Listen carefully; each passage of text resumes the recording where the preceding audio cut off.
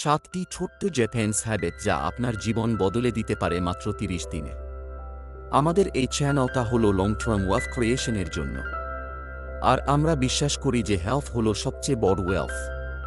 তাই এখানে আমরা হেলথি লাইফস্টাইল নিয়েও কথা বলি। ভূমিকা কি খবর বন্ধুরা, কেমন আছেন সবাই? আশা করি ভালোই আছেন। আজকে আমি আপনাদের সাথে একটা এমন বিষয় শেয়ার করতে চাই যেটা শুনলে আপনারা হয়তো বলবেন, আরে এটা তো আমার কথাই বলছে। আজকের এই ভিডিওটা তাদের জন্য যারা বেশি ভাবেন, মানে ওভারথিংকিং করেন, যারা ফাস্টের কথা ভেবে কষ্ট পান, যাদের ফিউচার নিয়ে অ্যাংজাইটি হয়, যারা একটু বেশি ইমোশনাল হয়ে যান, ঝগড়া হয়ে যায় প্রায়ই, যারা মনে করেন মানুষ তাদের ঠিকমতো ভ্যালু দেয় না, আর যারা চাইলেও নিজেকে চেঞ্জ করতে পারছেন না। এই সব সমস্যার সমাধান আজকে আমি দেব 7টা ছোট্ট জেপেন্স ফিলসফির মাধ্যমে। আর সেটা বলবো একটা সুন্দর গল্পের মাধ্যমে, যাতে আপনারা সহজেই মনে রাখতে পারেন। তাহলে চলুন শুরু করি। গল্পের শুরু। রিয়ার পরিচয়। একটা 30 দিনের চ্যালেঞ্জ চলছে। মিস্টার বোক নামে একজন মেন্টর এই চ্যালেঞ্জটা শুরু করেছেন। অনেক মানুষ জয়েন করেছেন এই চ্যালেঞ্জে। কেউ ক্যামেরা অন করে, কেউ অফ করে। প্রথম দিনের সেশন শেষে ক্যান্ডে এর সময় গ্রুপর একজন লিডার বললেন যে তাদের গ্রুপে একটা মেয়ে আছে, নাম রিয়া। সে কথা বলতে চায়, কিন্তু একটু শাই। মিস্টার বোক রিয়াকে আনমিউট করলেন। রিয়া একটু অকওয়ার্ড হেসে কথা বলার চেষ্টা করল। গুড মর্নিং এভরিওয়ান বলতে গিয়েই থেমে গেল। মুখ দিয়ে কথা বেরোচ্ছে না, শরীরটা কাঁপছে। এরকম হয় তার অনেক সময়। কথা বলার সুযোগ পেলেই কনফারেন্স একদম শূন্য হয়ে যায়। তবু একটু এনকারেজ করার পরে সে বলতে শুরু করল। সে বলল, স্যার, বুঝতে পারছি না আমার জীবনে কি হচ্ছে। আমি অনেক বেশি ভাবি। আমার ফ্যাসটা খুব খারাপ ছিল, সেই কথাগুলো মাথায় ঘুরতেই থাকে। আমি ইমোশনাল হয়ে যাই অনেক সময়, ঝগড়া হয়ে যায়। কনফারেন্স একদম নেই। নিজে কিছু করতে চাই, টাকা আয় করতে চাই, কিন্তু কিছুই হচ্ছে না। মনে হয় আমার মধ্যে কিছু নেই। মানুষ আমাকে ভ্যালু দেয় না, যা মুখে আসে বলে চলে যায়। আর এই সব কিছুতে আমার কনফিডেন্স আরও কমে যাচ্ছে। সে আরও বলল, স্যার, আপনার জেপেন্স ফিলসফির ভিডিও দেখেছিলাম, ভালো লেগেছিল। আর 30 দিনে জীবন বদলানো যায় কিনা সেটা নিয়েও আপনার ভিডিও দেখেছি। সত্যি কি 30 দিনে কিছু বদলানো সম্ভব? মিস্টার বক একটু হাসলেন, থামলেন একটু। তারপর রিয়াকে কংগ্রাচুলেট করলেন যে ভয় পেয়েও সে প্রশ্ন করেছে। এরপর বললেন, রিয়া, 30 দিনে তুমি তোমার জীবন বদলাতে পারবে, কিন্তু একটা শর্ত আছে। রিয়া একটু কনফিউজড হয়ে জিজ্ঞেস করল, কি শর্ত স্যার? মিস্টার বোক বললেন, পরের 30 দিন তোমাকে প্রতিদিন লাইভে আসতে হবে। কোনো এক্সকিউজ নেই, কোনো বাহানা নেই। একটাও সেশন মিস করা যাবে না। আর আমি তোমাকে জেপেন্স ফিলসফির লেসন্স দেব, কিন্তু একসাথে নয়। কখনো 7 দিনে, কখনো 15 দিনে, র্যান্ডমলি। তুমি সেটা ফলো করবে আর আমাকে জানাবে কি পরিবর্তন হলো তোমার জীবনে। রিয়া একটু ভাববে গেল, কিন্তু বলল, ঠিক আছে স্যার, করব। আর এটাই ছিল প্রথম দিনের লেসন। সেটা হলো কমিটমেন্ট। কাজ শুরু করলে শেষ পর্যন্ত করতে হবে। হ্যাবিট 1, এক্সাইটো আছে। এই মুহূর্তটা আর কখনো আসবে না। কয়েকদিন পরে 5 নম্বর দিনে রিয়া আবার কথা বলার সুযোগ পেল। সে বলল যে প্রতিদিন আসছে, সে লেসন্স থেকে উপকার হচ্ছে। কিন্তু তার একটা বড় সমস্যা, অনেক বেশি ওভারথিংকিং করে সে। ফিউচার নিয়ে অ্যাংজাইটি খুব বেশি। এটা নিয়ে কি সাহায্য করা যাবে? মিস্টার বোক বললেন, হ্যাঁ, অবশ্যই। তোমাকে একটা গল্প বলি।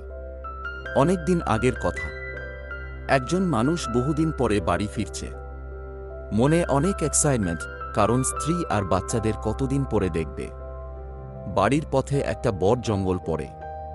জঙ্গলের মধ্যে দিয়ে যাচ্ছে, হঠাৎ মনে হলো কেউ পিছন থেকে আসছে। পিছনে ঘুরে দেখে একটা সিংহ, দূরে কিন্তু ধীরে ধীরে এগিয়ে আসছে। সে দৌড়াতে শুরু করল। সিংহ পিছু নিল। দৌড়াতে দৌড়াতে একটা ঘন পাতার ঝোপের মধ্যে ঢুকে গেল। আর সামনে গেলেই পা শূন্যে একটা খাড়া পাহাড়ের কিনারা। কোনো মতে একটা লতা ধরে ঝুলে রইল। উপরে সিংহ অপেক্ষা করছে, নিচে গভীর খাই, সেখান থেকে অচেনা জন্তুর গর্জন আসছে। আর এমন সময় দুটো ইঁদুর এলো, একটা কালো একটা সাদা। তারা সেই লতাটা কাটতে শুরু করল যেটা ধরে সে ঝুলে আছে। সে ভেঙে পড়ল, কাঁদতে লাগল। কোনো উপায় নেই, উপরে গেলেও মরবে, নিচে পড়লেও মরবে, আর যে লতায় ঝুলে আছে সেটাও কাটা যাচ্ছে। তারপর যখন সে একটু শান্ত হল, পাশেই দেখল একটা ছোট্ট গাছে একটা টসে লাল স্ট্রবেরি ধরে আছে। সে সেটা তুলল, মন দিয়ে দেখল, গন্ধ নিল, আর একটা কামড় দিল। এত মিষ্টি সে সারা জীবনে আর কখনো খায়নি। মুখে একটা হাসি ফুটে উঠল। মিস্টার বোক গল্পটা শেষ করে বললেন, রিয়া, উপরের সিংহটা হলো তোমার ফাস্ট, নিচের খাই হলো তোমার ফিউচার, যেটা কেমন হবে বুঝতে পারছো না। দুটো ইঁদুর, কালো আর সাদা, মানে রাত আর দিন, যেগুলো প্রতিদিন আমাদের জীবনের সুতো কেটে যাচ্ছে। কিন্তু এই সব সমস্যার মাঝেও যদি তুমি আশপাশটা ভালো করে দেখো, তাহলে একটা স্ট্রবেরি পাবেই। এটাই হলো প্রথম জেপেন্স হ্যাবিট। এছাড়াও আছে, মানে এই মুহূর্তটা আর কখনো ফিরে আসবে না। আমাদের সবচেয়ে বড় সমস্যা হলো শরীরটা এখানে থাকে কিন্তু মন ঘুরে বেড়ায় ফাস্ট বা ফিউচারতে। কলকাতার কথাই ধরুন, অনেকে সকালে চা খেতে বসে মাথায় ঘুরছে অফিসে বস কি বলেছিল গতকাল বা কাল কি হবে। সেই চায়ের স্বাদটাই পাওয়া হয় না। তাই প্রথম হ্যাবিট হলো প্রতিদিন অন্তত 5 মিনিট শুধু সেই একটা কাজেই মন দাও। চা খাচ্ছ তো শুধু চা খাও, রোফ এ বসে সন্ধ্যার আলো দেখছো তো শুধু সেটাই দেখো। ফোন নেই, ওভারথিংকিং নেই, মাল্টিটাস্কিং নেই। প্রতিদিন তোমার স্ট্রবেরি খোঁজো আর সেটা উপভোগ করো। হ্যাবিট 2, ম্যা থামার এবং চুপ থাকার শক্তি। 9 নম্বর দিনে রিয়া আবার এলো। সে বলল যে 5 থেকে 10 মিনিটের সেই প্রেজেন্ট মোমেন্টটা খুঁজে পাচ্ছে সে, অ্যাংজাইটি একটু কমেছে। কিন্তু সমস্যা হলো ঝগড়া। বাড়িতে, বাইরে প্রায়ই ঝগড়া হয়। মুখ দিয়ে যা মনে আসে বলে ফেলি, তারপর পস্তাই। মিস্টার বোক আরেকটা গল্প বললেন। 1825 সাল, রাশিয়াতে নতুন রাজা এসেছে, নেচাওয়াজ প্রথম। অনেকে বিরোধিতা করছে। একজনের নাম খানওয়ারি ওয়াওয়াইয়ার, সে প্রকাশ্যে রাজাকে চ্যালেঞ্জ করেছিল, অনেক কটু কথা বলেছিল। রাজা রেগে গিয়ে ফাঁসির সাজা দিলেন। ফাঁসির দিন এলো, জনতা জমল। ফাঁসির মঞ্চে দাঁড় করানো হলো তাকে। দরজা খুলল, কিন্তু দড়ি ছিঁড়ে গেল। সে নিচে পড়ে গেল। উঠেই সে বলল, দেখলে তো, এই রাজা এতটাই খারাপ যে একটা ভালো দড়িও বানাতে পারে না। এরা রাজ্য চালাবে। কথাটা রাজার কানে গেল। রাজা আবার রেগে গিয়ে নতুন মজবুত দড়ি বানালেন। এবার দড়ি ছেঁড়েনি। মিস্টার বোক বললেন, ওই লোকটার কথা না বলাই উচিত ছিল। কথাটা বলে নিজের প্রাণটাই নষ্ট করল। এটাই হলো দ্বিতীয় জেপেন্স হ্যাবিট, ম্যা মানে ফ্যাস আর সামান্সের শক্তি। কলকাতায় আমরা কতবার দেখেছি, বাসে কেউ গা ঘেঁষে দাঁড়াল, অমনি রেগে গিয়ে ঝগড়া শুরু। বা বাড়িতে কেউ একটু বেশি কথা বলে ফেলল, অমনি পাল্টা কথা। সেই মুহূর্তে যদি একটু থামা যেত, 10 সেকেন্ড চুপ থাকা যেত, অনেক ঝামেলা এড়ানো যেত। তাই দ্বিতীয় হ্যাবিট হল, যখনই মনে হবে ঝগড়া হতে চলেছে বা রাগ উঠছে, তখনই 10 সেকেন্ডের ফ্যাস নাও। নিজেকে একটু দূরে সরাও, সামনের জনকেও একটু স্পেস দাও, তারপর শান্ত হয়ে কথা বলো।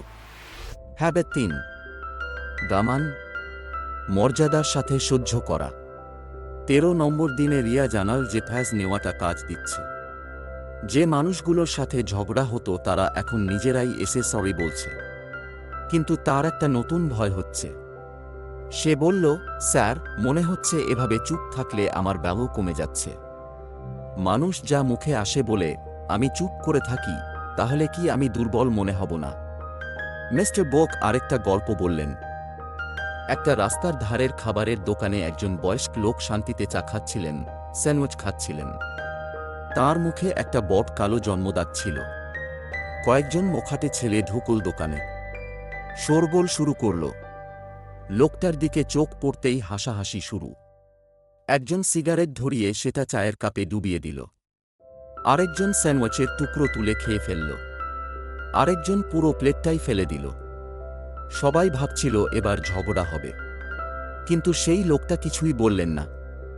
রুমাল দিয়ে মুখ মুছলেন, চুপচাপ উঠে বাইরে চলে গেলেন। বখাটেরা চেঁচিয়ে বলল, ভীতু কাপুরুষ। কিছুক্ষণ পরে দোকানের ওয়েটরেস এলো। বলল, বাইরের সেই লোক আপনাদের ডাকছেন। বাইরে গিয়ে তারা দেখল সেই লোক দাঁড়িয়ে আছেন। একা নন, দুটো পুলিশের গাড়ি পাশে। কারণ তিনি ছিলেন সেই এলাকার পুলিশ অফিসার। সাধারণ পোশাকে বেরিয়েছিলেন। 3টি বখাটেকে সেদিন অ্যারেস্ট করা হলো। মিস্টার বোক বললেন, রিয়া, মুখে মুখ লাগানো কোনো শক্তির প্রমাণ নয়। আসল শক্তি হল নিজেকে এতটা ক্যাপেবল করে তোলা যে মানুষ এমনই রেসপেক্ট করবে। এটাই তৃতীয় হ্যাবিট। দামান মানে মর্যাদার সাথে সহ্য করা। কলকাতায় আমরা অনেক সময় দেখি যে পাড়ায় কেউ একটু বেশি কথা বলল, অমনি পাল্টা কথা। কিন্তু যিনি নিজের কাজে মনোযোগ দেন, নিজেকে গড়ে তোলেন, তার কাছে মানুষ এমনিতেই মাথা নোয়ায়। তাই তৃতীয় হ্যাবিট হল, কেউ ডিসরেসপেক্ট করলে মুখে জবাব না দিয়ে নিজের স্কিলস আর ক্যাপাবিলিটিস বাড়াও। নিজেকে এমন ভ্যালুয়েবল করো যে মানুষ চাইলেও তোমাকে ছোট করতে পারবে না। হ্যাবিট 4, সংখ্যা বিবর্তন। নিজের আরও ভালো রূপ হওয়া। 17 নম্বর দিনে রিয়া এলো খুশি মনে। বলল, পরিবর্তন আসছে, কিন্তু একটা সমস্যা। সে বলল, স্যার, এই চুপ থাকা, শান্ত থাকা, এটা যেন আমি নই। আমি তো এমন মেয়ে যে মুখের উপর জবাব দিই। এভাবে থাকতে গেলে মনে হচ্ছে নিজেকে ভেগ ধরছি। মিস্টার বোক হাসলেন। আরেকটা গল্প বললেন। প্রাচীন ভারতে এক ব্যবসায়ী জঙ্গলে গিয়ে 3টে কথা বলতে পারা টিয়া পাখি পেলেন। 3টে নিতে পারবেন না, একটাই নিলেন। সোনার খাঁচায় রাখলেন। সেরা খাবার দেন, সব আরাম আছে, কিন্তু পাখিটা খুশি না, কারণ তার ফ্রিডম নেই। একদিন ব্যবসায়ীকে সেই জঙ্গলে যেতে হলো। পাখি বলল, আমার 2 বন্ধু ওখানে আছে, তাদের বলো আমি ভালো আছি, কিন্তু তাদের মিস করি। ব্যবসায়ী গিয়ে সেই 2টো পাখিকে খবর দিলেন। কথা শেষ হতেই একটা পাখি কাঁপতে কাঁপতে নিচে পড়ে গেল, মরে গেল। ব্যবসায়ী ঘরে ফিরে খাঁচার পাখিকে এই কথা বললেন। সঙ্গে সঙ্গে সেও কাঁপতে কাঁপতে পড়ে গেল। ব্যবসায়ী কাঁদতে কাঁদতে পাখিটাকে হাতে তুলে নিলেন। আর অমনি পাখি জীবন্ত হয়ে উঠে উড়ে গেল। যাওয়ার সময় পাখি বলল, আমার বন্ধু সত্যিই মরেনি। সে আমাকে মেসেজ দিয়েছিল, বলেছিল, যদি বাঁচতে চাস মরতে হবে। পুরনো চুপ থাকা পাখির পরিচয় মরিয়ে ফেলতে হবে, তাহলেই মুক্ত হতে পারবি। মিস্টার বোক বললেন, রিয়া, তুমি বলছ এটা তুমি নও, কিন্তু যে তুমি বলছে আমি এরকমই থাকব, সেটা তোমার আসল পরিচয় নয়। সেটা তোমার পুরনো অভ্যাস। সেই পুরনো আইডেন্টিটিটাকে মেরে ফেলতে হবে। এটাই চতুর্থ হ্যাবিট। সংখ্যা মানে এভলিউশন, নিজের আরও উন্নত রূপ হওয়া। কলকাতায় আমরা অনেক সময় বলি, আমি এরকমই, মেজাজটা একটু গরম আর কি, অথবা আমি শান্ত থাকতে পারি না, স্বভাব এরকম। কিন্তু এই কথাগুলো বলার সাথে সাথে আমরা নিজেদের একটা খাঁচায় বন্দি করে ফেলছি।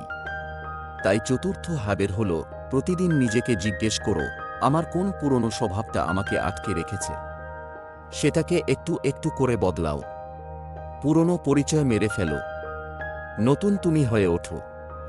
হ্যাবিট 5, জাকেশন রায়। নিজেকে বিশ্বাস করো। 21 নম্বর দিনে রিয়া জানালসে ডেইলি অ্যাফার্মেশনস বলছে। একটু বেটার ফিল করছে, কিন্তু একটা সমস্যা। স্যার, আমি এই কথাগুলো বলছি বটে, কিন্তু মনে হচ্ছে এগুলো সত্যি নয়। মনে হচ্ছে নিজেকে নিজে বোকা বানাচ্ছি। মিস্টার বোক হাসলেন। বললেন, এটা খুব ভালো কোয়েশ্চেন। শোনো এই গল্পটা। 1940 সাল। একটা কোর্টে একজন আমেরিকান ফুটবল প্লেয়ারকে উইটনেস হিসেবে ডাকা হয়েছে, নাম ফ্র্যাঙ্ক। জজ হালকাভাবে জিজ্ঞেস করলেন, ফ্র্যাঙ্ক, তুমি কি করো? ফ্র্যাঙ্ক বলল, আমি নটর ডেমে সেনার হিসেবে খেলি। জাজি হেসে জিজ্ঞেস করলেন, ভালো ছিলে নাকি? খট্রন চুপ হয়ে গেল। ফ্রাঙ্ক সাধারণত খুব হাম্বল, কখনো নিজের বড়াই করে না। কিন্তু ফ্রাঙ্ক সরাসরি বলল, স্যার, আমি নটর ডেমের সেরা সেনার ছিলাম যে কখনো খেলেছে। সবাই চমকে গেল, এমনকি তার কোচও। সেশন শেষে কোচ জিজ্ঞেস করলেন, ফ্রাঙ্ক, তুমি এটা বললে কিভাবে? ফ্রাঙ্ক একটু লজ্জা পেয়ে বলল, কোচ, সেখানে আফ নিয়েছিলাম, সত্যি কথা বলবো, মিথ্যে বলতে পারিনি। মিস্টার বোক বললেন, এটাই হলো রিয়েল কনফিডেন্স, নিজের উপর সত্যিকারের বিশ্বাস। ফ্রাঙ্ক অ্যারোগ্যান্ট ছিল না, সে শুধু সত্যিটা জানত। এটাই পঞ্চম হ্যাবিট, যাকে শেনরায় মানে নিজেকে বিশ্বাস করো, নিজের উপর ট্রাস্ট করো। সৌরভ গাঙ্গুলির কথা মনে করুন। মাঠে নামার আগে তার মুখে সেই কনফিডেন্স দেখা যেত। সেটা অহংকার ছিল না, সেটা ছিল নিজের উপর গভীর বিশ্বাস। কলকাতায় অনেকে আছেন যারা প্রতিভাবান কিন্তু নিজেদের ছোট করে বলেন, আমি আর কি, অমন কি হবে। এই অভ্যাসটাই আমাদের সবচেয়ে বড় শত্রু। তাই পঞ্চম হ্যাবিট হল, নিজের জন্য কিছু আইডেন্টিটি স্টেটমেন্টস তৈরি করো। যেমন, আমি ক্যাপেবল, আমি প্রতিদিন ভালো হচ্ছি, আমি একজন ভালো কমিউনিকেটর। এগুলো সকালে উঠে জোর দিয়ে বলো। লিখে রাখো আয়নায়। ব্রেইন যা বারবার বলবে সেটাই সত্যি হতে শুরু করবে। হ্যাবিট 6, হান, তোমার আসল সত্তা। সোনার মূর্তি। 27 নম্বর দিনে রিয়া আবার এলো। সে অ্যাফার্মেশনস বলছে, কনফিডেন্স বাড়ছে। কিন্তু একটা নতুন জিজ্ঞাসা, স্যার, এই অ্যাফার্মেশনস বলি, কিন্তু মনে হয় এটা আসল আমি কিনা জানি না। আমার ভিতরে কি সত্যি কিছু আছে? মিস্টার বোক বললেন, এটাই সবচেয়ে গুরুত্বপূর্ণ প্রশ্ন। শোনো এই শেষ গল্পটা। কয়েক দশক আগে তেমানের রেনোভেশন চলছিল। নতুন রাস্তা, রেল লাইন হচ্ছে। একটা টেম্পো বড় বুদ্ধর মূর্তি ছিল, সেটা সরাতে হবে। ক্রেন দিয়ে তোলার চেষ্টা করা হলো। অদ্ভুত আওয়াজ হলো, এত ভারী হবে আশা করেনি কেউ। কাজ বন্ধ রাখতে হলো। মূর্তিটা একটু হেলে গেল। হঠাৎ আকাশ মেঘে ঢেকে গেল, বৃষ্টি আসছে। মূর্তিটা নাকি মাটির, ভিজলে নষ্ট হবে। তাড়াতাড়ি প্লাস্টিক দিয়ে ঢেকে দেওয়া হলো। রাতে একজন ওয়ার্কার দেখতে গেল মূর্তিটা ঠিক আছে কিনা। প্লাস্টিক সরিয়ে একটু দেখতে গিয়ে অবাক, কিছু একটা চকচক করছে। হাত দিয়ে মুছতেই বুঝল এটা মাটি নয়। ধীরে ধীরে মাটি সরানো হলো। দেখা গেল মূর্তিটা পুরোটাই সলিড গোল্ডের, শত শত কোটি টাকার মূল্য। পরে ইতিহাসবিদরা জানলেন, 100 বছর আগে বুর্মা থেকে আক্রমণ হয়েছিল। মঙ্কসরা জানতেন সোনার মূর্তি শত্রুরা নিয়ে যাবে বা গলিয়ে ফেলবে, তাই মাটি আর প্লাস্টার দিয়ে ঢেকে দিয়েছিলেন, যাতে শত্রুরা মনে করে এটা সাধারণ মূর্তি।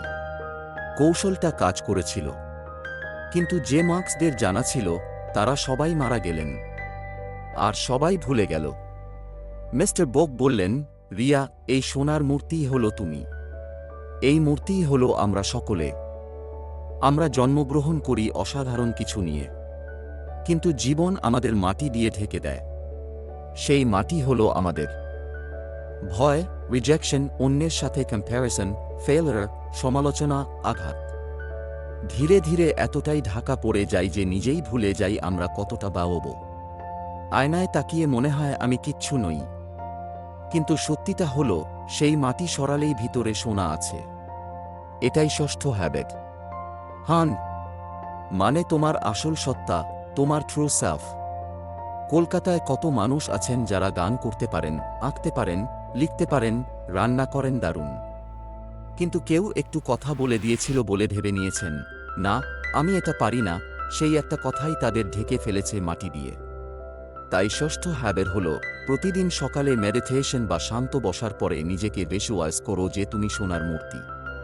তুমি ভ্যালুয়েবল, তোমার মূল্য প্রতিদিন বাড়ছে। সেই মাটিগুলো কি কি জিজ্ঞেস করো নিজেকে। কোন ভয় তোমাকে আটকে রেখেছে? কার সাথে তুলনা করে নিজেকে ছোট ভাবছ? সেগুলো একটা একটা করে সরাও। রিয়া এই লেসনটা নিয়ে কাজ শুরু করল। নিজেকে ভিজুয়ালাইজ করতে লাগল। অ্যাফার্মেশনস বলতে লাগল। আর কয়েকদিনের মধ্যেই সে তার প্রথম ক্লায়েন্ট পেল, একজন ওয়ার্কিং মহিলা যাকে সে অনলাইন যোগ শেখাবে। ভালো পেমেন্ট পাচ্ছে। হ্যাবিট 7 খেজেন, প্রতিদিন ছোট্ট একটু উন্নতি। 30 নম্বর দিনে, চ্যালেঞ্জের শেষ দিনে, রিয়া ফিরে এলো। তার সবকিছু বদলে গেছে। আর কাঁপছে না, কথা আটকাচ্ছে না, বুকের পাটা হয়েছে। ক্লায়েন্ট পেয়েছে, আয় শুরু হয়েছে। সে বলল, স্যার থ্যাংক ইউ, কিন্তু একটা প্রশ্ন বাকি আছে। আপনি 6টা জেটেন্স হ্যাবিট বললেন, 7টার কথা বলেছিলেন। সপ্তম হ্যাবিটটা কি? মিস্টার বক হাসলেন, বললেন, সপ্তম হ্যাবিটটা তুমি আগেই শুরু করে দিয়েছ। শোনো এই শেষ গল্পটা। জাপানের একটা ছোট্ট গ্রামে এক গরিব মানুষ থাকত। সে তার গুরুর কাছে যেত সব সমস্যা নিয়ে। একদিন গুরু বললেন, গ্রামের কাছে একটা বিশাল পাথর আছে, এতটাই বড় যে অনেকে পাহাড় মনে করে। সেই পাথরের ভিতরে এমন কিছু আছে যা তোমার সব সমস্যা মেটাবে। তোমাকে শুধু একটা কাজ করতে হবে। প্রতিদিন ওই পাথরের কাছে যাও। আমি একটা দাগ কেটে দিয়েছি, ওই দাগের উপর হাতুড়ি মারো, অন্তত একটা। বেশি মারতে চাইলে মারো, কিন্তু প্রতিদিন অন্তত একটা। লোকটা গুরুকে মানে, তাই সে প্রতিদিন যেত, হাতুড়ি মারত। গ্রামের মানুষ দেখত আর হাসত, বলতো, পাগল, হাতুড়ি দিয়ে পাহাড় ভাঙবে নাকি? কোমর ভাঙবে, পাথর ভাঙবে না, সময় নষ্ট করছিস। কিন্তু লোকটা থামেনি। কখনো একটা, কখনো 10টা হাতুড়ি মারত। মাসের পর মাস, বছরের পর বছর। একদিন গ্রামের মানুষ দেখতে এলো। লোকটা হাতুড়ি তুলল, মারল, বিশাল পাথর দুটো টুকরো হয়ে গেল। আর সেই পাথরের ভিতর থেকে বেরোল একটা দুর্লভ রত্নপাথর, উজ্জ্বল, মূল্যবান। সবাই চিৎকার করল, একটা হাতুড়িতে ভাঙলে। লোকটা সেই রত্নটা হাতে তুলে হাসল, বলল, একটাই নয়, 1001 বারে ভেঙেছে। কারণ আমি গুনেছিলাম, এটা ছিল 1001 নম্বর। মিস্টার বোক বললেন, রিয়া, প্রথম দিন যখন তোমাকে কমিটমেন্ট দিতে বলেছিলাম, সেদিন থেকেই তুমি এই সপ্তম ভাবে শুরু করে দিয়েছিলে। তুমি প্রতিদিন আসছিলে, সেটাই ছিল প্রতিদিনের হাতুড়ির বাড়ি। এটাই সপ্তম আর সবচেয়ে শক্তিশালী হ্যাবিট।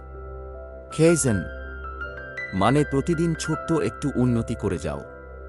কলকাতায় আমরা অনেক সময় দেখি দুর্গাপুজোর কারিগর সারারাত কাজ করেন, মাসের পর মাস। একদিনে মূর্তি তৈরি হয় না। প্রতিদিনের ছোট্ট কাজই শেষ পর্যন্ত মা দুর্গাকে রূপ দেয়। তাই সপ্তম হ্যাবিট হল, প্রতিদিন একটা ছোট্ট কাজ করো। হয়তো একটা কিছু শিখলে, একটা কিছু লিখলে, একটা ফোন খাওয়া করলে, একটা হাতুড়ির বাড়ি। কোন দিনের কোনটা পাথর ভাঙবে জানো না, কিন্তু যদি প্রতিদিন করতে থাকো, একদিন ভাঙবেই। কয়েক মাস পরে রিয়া আবার এলো। এবার সে বলল, স্যার, এবার আমার কোনো প্রশ্ন নেই। একটা অ্যানাউন্স করতে চাই। গত মাসে আমি 50,000 টাকা রেভিনিউ করেছি। আমার 10 জনেরও বেশি ক্লায়েন্ট আছে। তারা প্রতি মাসে 5,000 টাকা দেন। আর তারা বারবার আসেন কারণ আমার সার্ভিসে তাদের বিশ্বাস আছে। পুরো কমিউনিটি তাকে কংগ্র্যাচুলেট করল। 7টি হ্যাবিটের সংক্ষিপ্ত তালিকা। চলুন একবার সব মিলিয়ে নিই। প্রথম হ্যাবিট হল এচাগোয়াচি। এই মুহূর্তটা আর আসবে না। প্রতিদিন 5 মিনিট পুরোপুরি প্রেজেন্ট থাকো। দ্বিতীয় হ্যাবিট হল থামার শক্তি। রাগ উঠলে 10 সেকেন্ড থামো, তারপর কথা বলো। তৃতীয় হ্যাবিট হল গামান। মর্যাদার সাথে সহ্য করো, মুখে না, কাজে জবাব দাও। চতুর্থ হ্যাবিট হল শেঙ্কা। নিজের উন্নত রূপ হও, পুরনো সীমাবদ্ধ পরিচয় ছেড়ে দাও। পঞ্চম হ্যাবিট হল জেকে শেনওয়ে। নিজেকে বিশ্বাস করো, ডেইলি অ্যাফার্মেশনস বলো। ষষ্ঠ হ্যাবিট হল হান। তোমার আসল সত্তা, নিজেকে সোনার মূর্তি ভেবে ভিজুয়ালাইজ করো। সপ্তম হ্যাবিট হল খেজেন। প্রতিদিন একটু একটু করে এগিয়ে যাও, থেমো না। সারসংক্ষেপ, এই পুরো গল্পটা আসলে একটাই কথা বলছে যে জীবন এক রাতে বদলায় না, কিন্তু প্রতিদিনের ছোট্ট ছোট্ট সঠিক পদক্ষেপে একটু একটু করে বদলায়।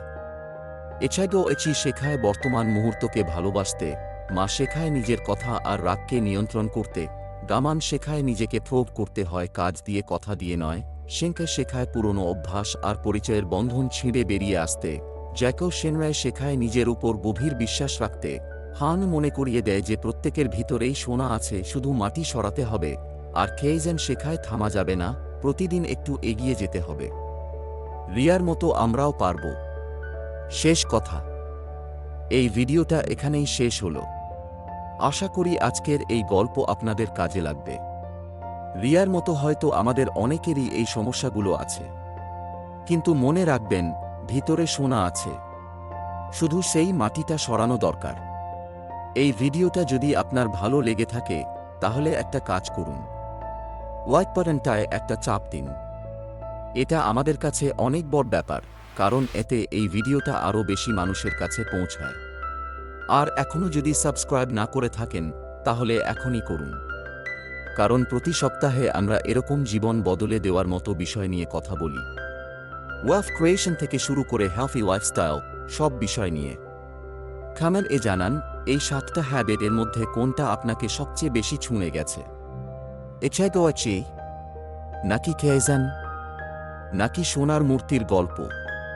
আমি প্রতিটা কমেন্ট পড়ি। ভালো থাকুন, সুস্থ থাকুন, আর মনে রাখুন প্রতিদিন একটা হাতুড়ির বাড়ি দিতে থাকুন। পাথর ভাঙবেই। দেখা হবে পরের ভিডিওতে।